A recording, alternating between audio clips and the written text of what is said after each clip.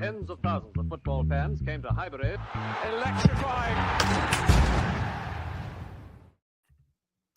Yes, guys, and welcome back to the Cannon Podcast. Instant reaction live. Girona 1, Arsenal 2. We were cooking. Well, cooking in terms of we're through. We're through comfortably. Well, were we comfortable? But yeah, we'll get into it. Alex and George couldn't make it today, so I've came in. And anyone who knows me knows I don't like doing instant reactions, but I thought, fine, I'll do it this time. And joining me is the great Forder. How you doing, Forder? All right, mate. I thought I'd wear my glasses. I thought you're wearing yours. I'll put mine on for a bit. You know what? I'm not going to do it because I can't. I just can't do it, mate. I tried my best. Before we start, actually, I do also want to say big congrats to George. He can't be here, but he is just passed one more of his, I think, one of his exams today. On his way to being a doctor. So start off with some, real good positivity. Definitely, he smashed it, and I think he's been really busy and obviously putting a lot of focus on that. I mean, I remember that during my time at uni, not doing a PhD but a master's, and it is stressful. So I definitely know the feeling. But yeah, big up to him. But the game, it was interesting, very interesting. I mean, I don't think it was ever going to be a game that was scintillating, a game that we would see Arsenal score 3, 4, 5 goals. But I think with a lot of the context behind it and the number of changes we made, I was quite happy with it, especially the first half. I think the second half, it was very much a game in which players had Manchester City in the back of their mind and were going through the motions a lot and just trying to get through it. But I don't know what your general thoughts were on the game. No surprises, to be honest. I mean, what was it? 8 changes in the end we made. Neto making his debut. I'll come on to him in a little bit. But oh God, that's a way to stop me mid-sentence, isn't it? Just no surprises. Prior to the game, I thought it'd be like a 1-goal win. Yeah. I mean, maybe it should have been more than that. And again, maybe we'll get onto that in a minute. Rohan, with that penalty. Oh yeah, I mean, with Neto, we knew what we were going to get with him. Really, it was a last ditch signing to just fill the numbers up. And yeah, I don't want to go too much into it because I think as much as I've never really particularly liked Neto, even during his Bournemouth days, it's not easy coming in with playing no minutes at all since playing in the cup for Bournemouth. But yeah. Certainly more positives, though, to talk about. But from Timmy Corcoran, I hope I've not butchered that. Thank you so much for the super chat. And yes, George getting a lot of praise in the chat. You know, he's smashed it. And I think he will be with me tomorrow on TCP Live because Alex can't make it, slacking. But yeah, really good for George. But in terms of individual performances, that's what I really wanted to focus on today. Who really stood out for you today? I mean, there's obviously some very obvious candidates, but yeah, I know you messaged me at halftime on a specific player that you had a lot of praise for. So yeah, Calafiori for me, especially the opening 20 minutes was just so good. Like it's really funny because if you said to me, what do we need in the summer? I'm quite envious of Man United right now, going in for Dorgu, because I feel that's an area at left back that maybe not improving on, but improving in certain aspects. So the overlapping at left back and kind of maybe giving us some different dimensions. But right now, to have Miles Lewis-Skelly and Calafiori in that position, we are blessed. I mean, Miles obviously had his cameo at the end, but Calafiori was just so good in that first 20 minutes. Yeah. His aggressiveness, his ability to kind of punch through the lines. He was overlapping, underlapping. Sometimes he was kind of in the not just making. So Miles has been obviously making a double pivot a lot recently, but Calafiori was just bombing on forward, going in that left 8 role. He was so far advanced at times. And it's so nice to see. He's just unbelievable player. Just so assured on the ball. He has his flaws, but in that first 20 minutes, I just thought, I've got to text you, mate, because it's just unbelievable. Yeah. And I think sometimes there's a lot of expectation on Calafiori being that major signing in the summer, our big money signing. And then obviously you have Merino as well, which we'll get onto as well. I want to talk about Merino.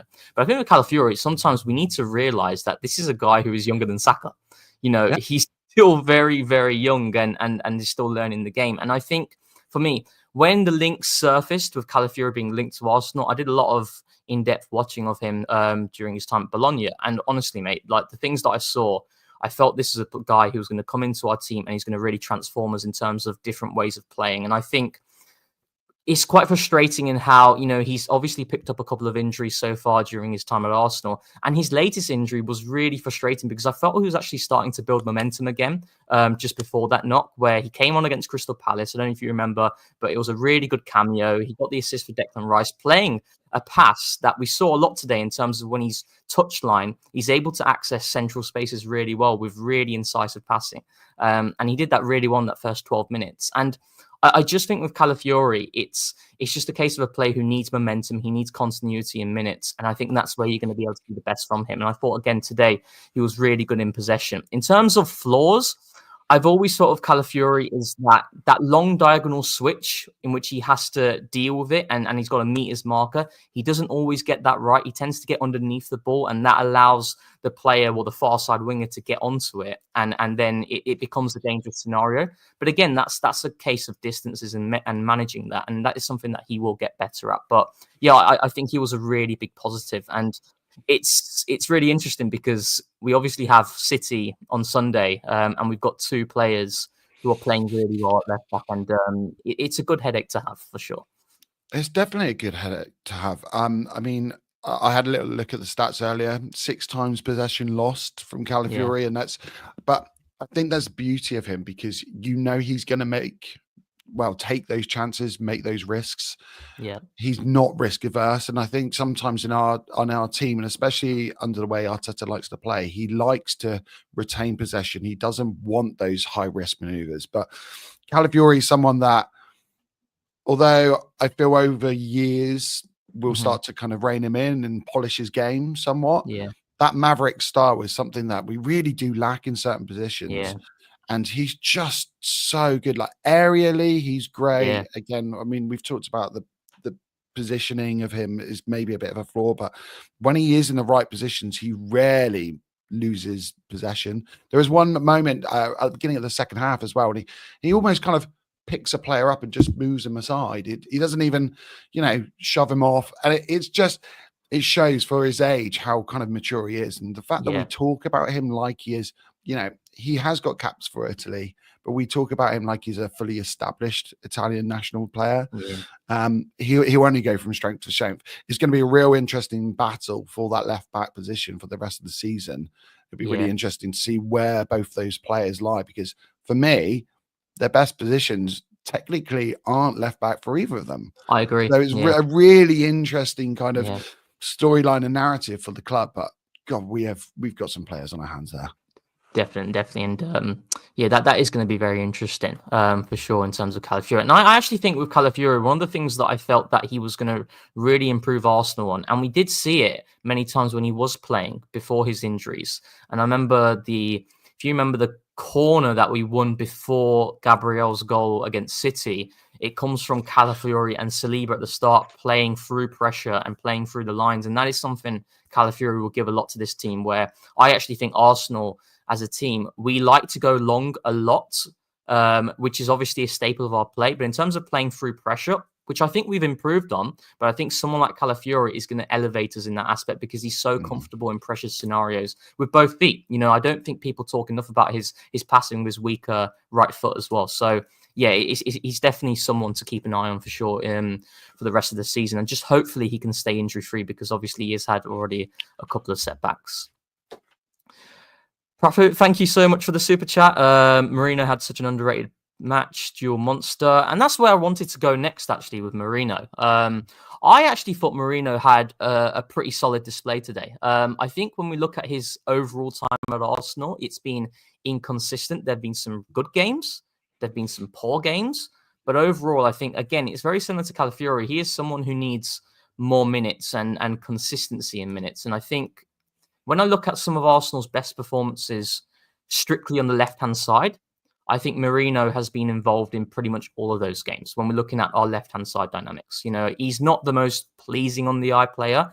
I've got my doubts for certain things, which we can talk about. But I think what he did really well in that first half, I really want to focus on the first half because I felt the second half, again, it was a case of going through the motions and a team that just had Manchester City in the back of their mind. But I think in the first half, there was a lot of fluidity for our left-hand side and Merino drifting out, coming in. His passing was really good in those scenarios as well. And we were creating a lot through that left-hand side. And I think Merino played a massive part there for sure. Don't know what your thoughts are, though, Merino.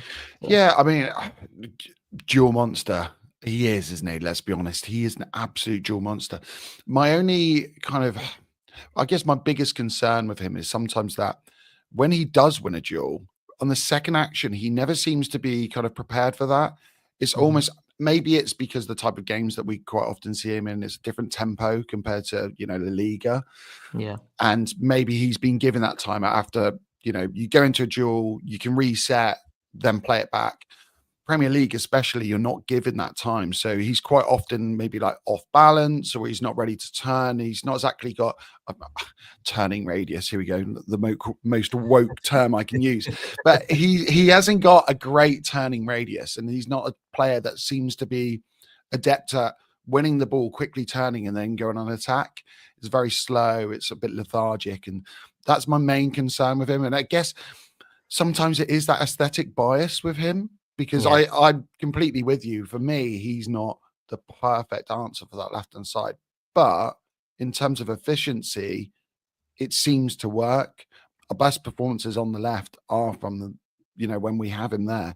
And in the first 20 minutes, all of our attack was going down to that left side. Yeah, it was really interesting that Nwaneri wasn't really in the game at that point.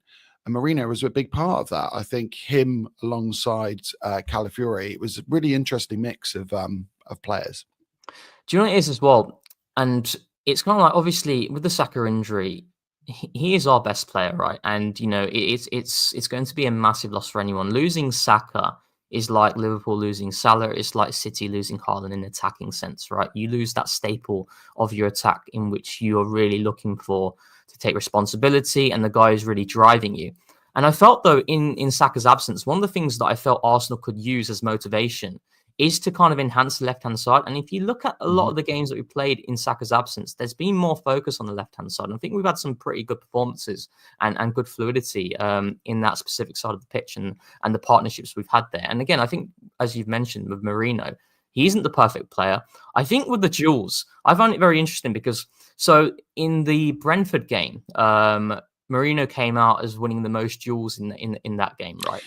Yeah. But I will say that sometimes the numbers can be a bit misleading, where I think Merino in the duels is very good when the distances are tight, in which he doesn't have to cover a lot of yards. But when the game becomes stretched, as we saw in a couple of moments in that first half, Merino and Jorginho, they're not the most reliable players. They can't cover ground quick enough. So Merino is a case of a guy in which, when you can keep it compact with his frame and how he's able to kind of turn those 50-50s into like 70-30s, that's where he really thrives out of possession. But when the game becomes a lot more transition based, which we saw quite a few times in that second half and in the first half, you don't see Merino and Jorginho really in the picture because that's not their type of game. So yeah, I just don't know how Mikel is going to go about that left central midfield role from now to the end of the season, because I think a lot of Arsenal fans wants Merino to get like consistent minutes from now to the end of the season. But I can see it being a lot of chop and changing from now on until the end of the season as well. So it's something that we'll have to see. But I thought he did pretty well today for sure. Yeah, completely agree. Yeah. I'm going to get some stats up. So I'm going to share my screen. God, how do I share my screen? Present. Sorry, I couldn't help but smirk. Yes. Rohan. As soon as you said that, I thought, here we go, troubles ahead. I think I've smashed it. Ooh. Scott Willis, can you see that? Yes. Yes. See. So just wanted to go through the numbers behind the game, because I think this is what Alex and George tend to do on instant reactions. They do. Don't worry, Rohan. Yep. This is what the people want. So obviously 2-1. Expected goals, Arsenal's 2.1 to Girona's 0.4. 16 shots to their 7. Going through possession, 61% to their 39. Passes completed. You can see Arsenal dominating their field tilt, dominating final third entries, expected threat created. Zone 14 touches. I mean, look at that, 60 to 4. I mean, that deep is touches. Just that's and PPDA. Arsenal regularly doing well on that. The running XG for the game, I think. Oh, where's the field tilt? Oh, there it is. There it is. Oh, that's lovely. Look at it. So when we sit back, we right, didn't have to worry at all, did we? Let's be honest. yeah. When we sit back, and I've been told in this new format we get bonus points for that. Is that correct? I think they really should be adding it, shouldn't they? They should be adding it to the points. But when you look at everything, right, it was a pretty dominant performance from Arsenal. And like I say, I think I wouldn't go too harsh on certain things that happened in game. You know, it wasn't perfect. There were moments that Girona looked threatening, but we made 7 changes. You know, so I think when we consider that, I'm more than happy. But I'm interested to see who we play next round. I don't know if the chat can help us there, because I literally have no idea. No, I know we've avoided the big names. There was a moment there where we had Bayern Munich, Real Madrid. There was one other. To be honest, so at the beginning of this whole thing, like the Champions League, the new format, don't know how you felt about it. Maybe it's like the old man in me, you know, I don't want any change. Yeah. I wasn't for it. I thought the extra games, I mean, that still doesn't sit right with me. But I can't fault this night tonight was unbelievable. The amount of changes, you know, you had Celtic suddenly coming back, you had like Bruges ahead, you had Milan going down. There were so many different narratives going on. It was brilliant. It was really, really good. If we could just maybe cut down the amount of games a little bit, that would be lovely.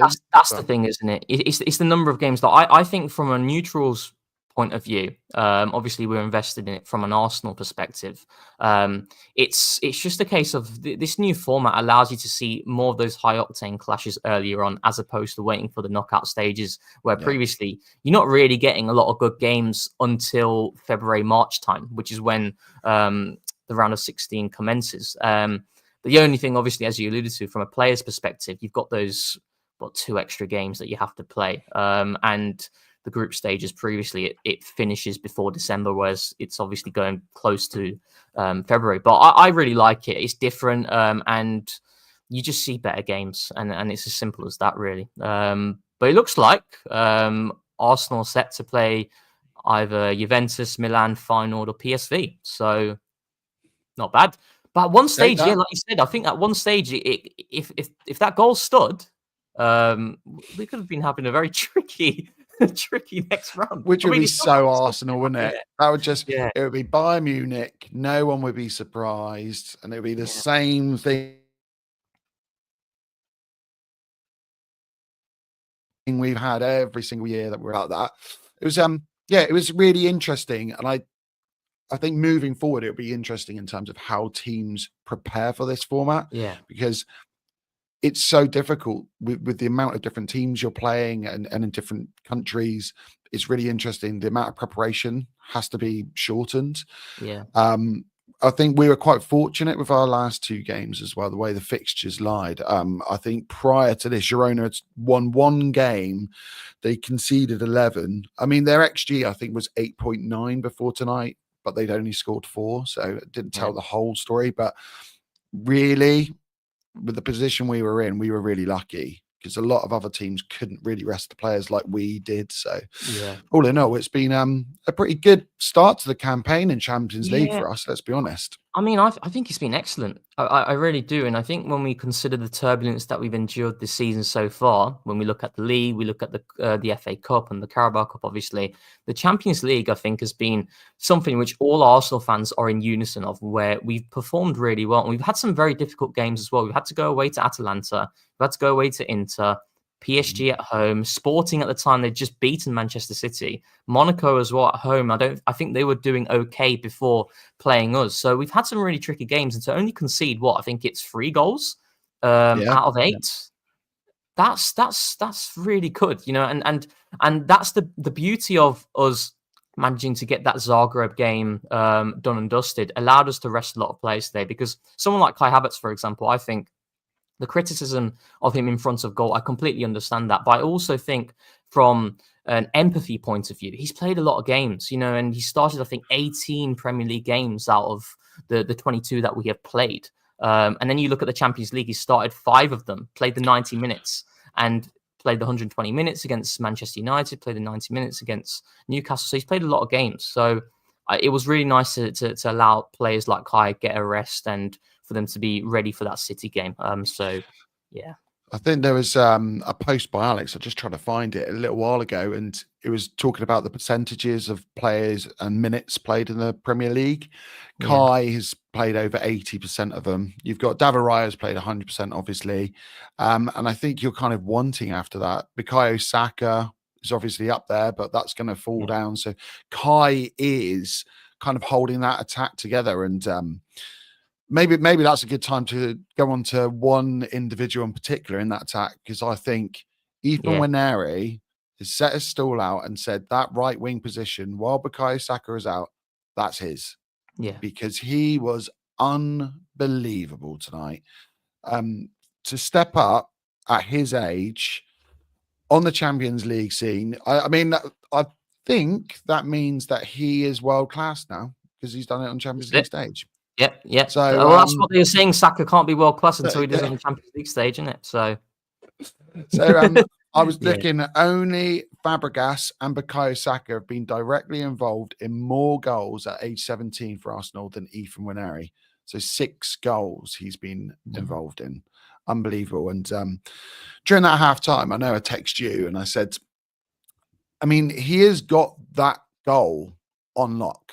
If people aren't kind of familiar with his game, like outside of, what he's done this season for the senior team, if you go and watch him against Germany in the under-19s for England, there's a few occasions. There was one where he kind of does like a roulette on the ball from that position and fires away a shot in a really similar position. Doesn't quite come off, but just there's compilations of him at youth level from that position, squaring his man up, creating space, and he just continues moving. And you just watch the reactions of the Arsenal players. No one stood there going, surprised. They were expecting it, which is unbelievable for let's be honest, he's a kid at the moment. He's got such a big future.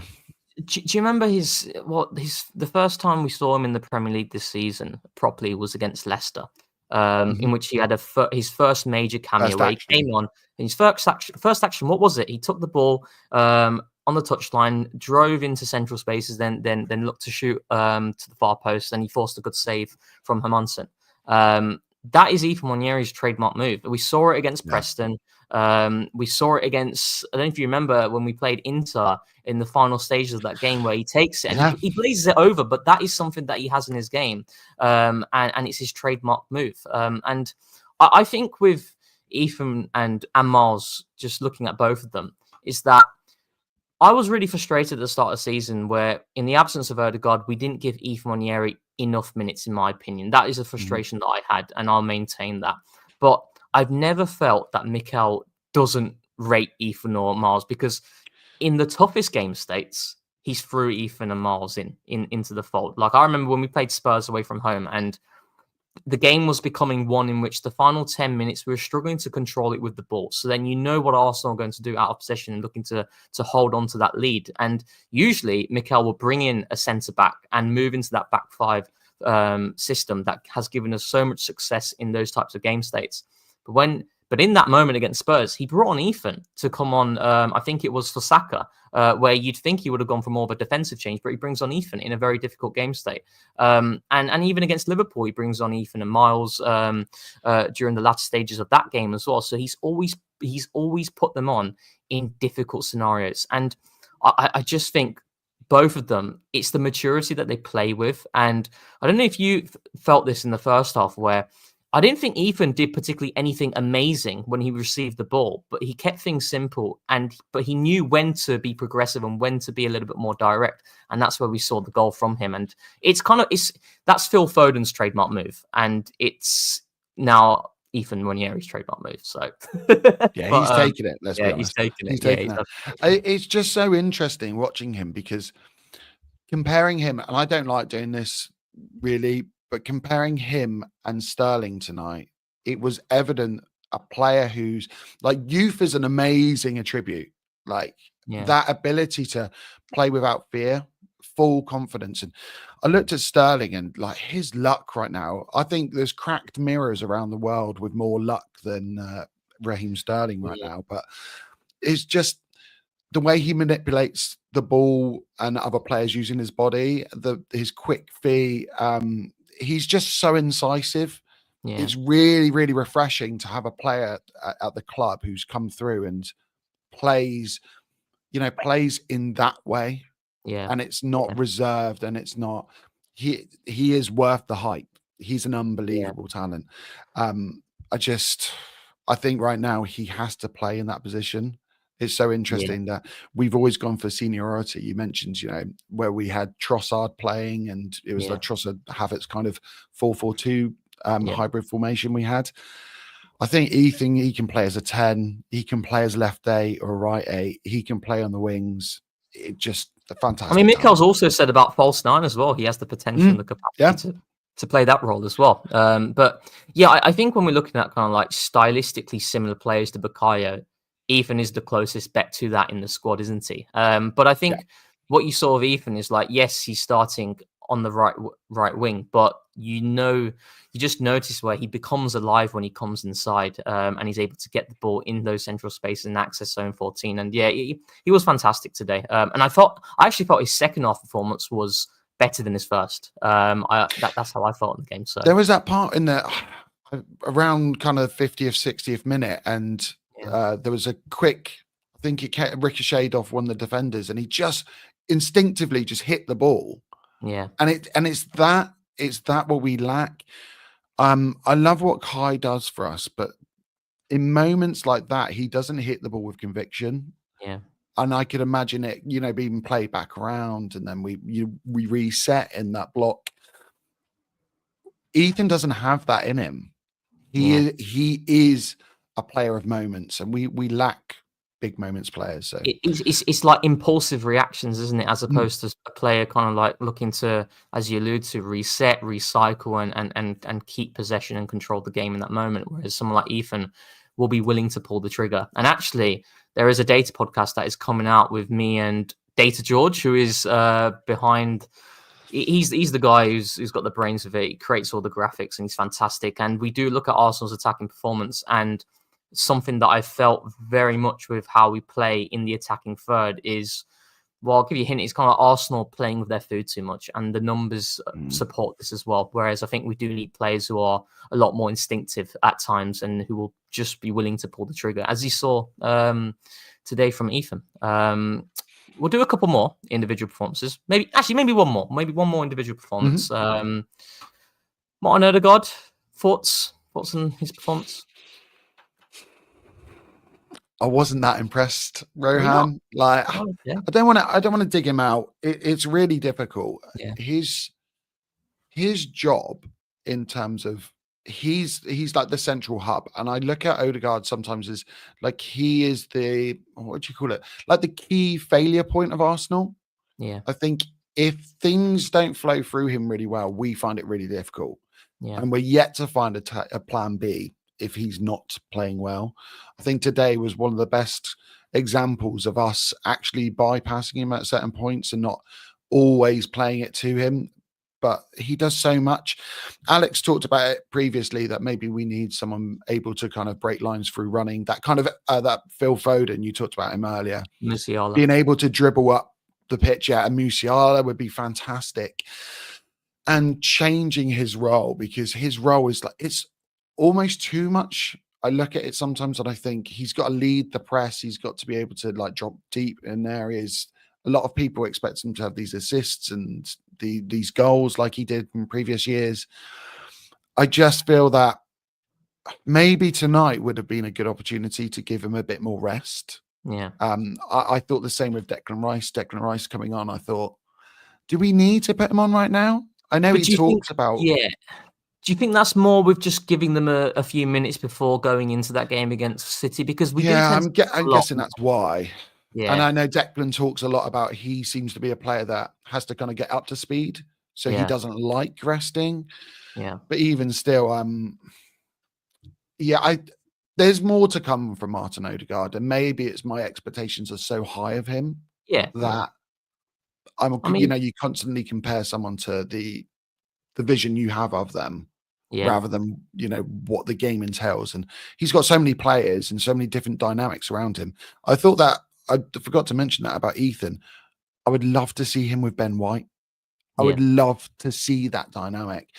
And Martin Odegaard is, he's used to Kai Havertz playing up front, who wasn't tonight. He's used to Bukayo Saka out on the right, who wasn't tonight. Ben White quite often on the right-hand side, he wasn't there. He's got Merino, who I would guess it's a handful of games he played with Merino at the moment. Jorginho as the defensive midfielder and that pivot. There's so many different dynamics there that it isn't as simple as like a plug and play. Just, do the same as you always do. But that's how I felt about it. Yeah, I actually really liked his performance today. I was we're gonna have an argument, Ryan. I thought he had a very solid game. I felt a lot of the play when he was coming deep, the way he was conducting play, and how we were funneling attacks through him, especially in that second half. I thought he did quite well. I think it's not been the season, obviously, Odegaard had envisaged, and I think that's where Arsenal fans are frustrated as well because he's had two excellent seasons, 22-23.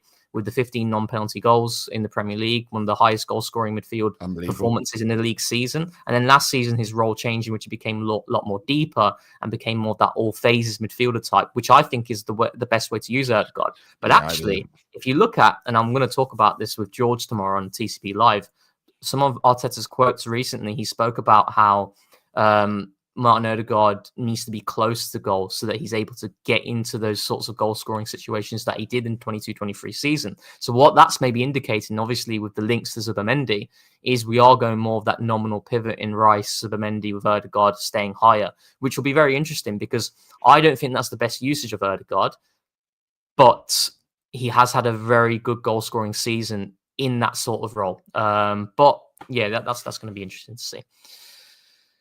Any closing thoughts? Oh, I'm sorry. I thought you were going to go to a question. Then you paused. I was like, "Oh, there's a question coming in." Oh, yeah. I'm. Yeah. That's really nice. That's really nice of the community to hear, Rohan. Sorry for keeping you awake, mate. No, I mean, let's be honest. This Champions League campaign has been really good so far. It's an area that I would say Arteta himself has struggled with managerially, in his short tenure, albeit. The club itself, I mean, I'm a lot older than most of the people watching this. Do you know what? I had a comment recently saying, do middle-aged men get excited about transfer rumours? Because I was talking about the Ollie Watkins thing.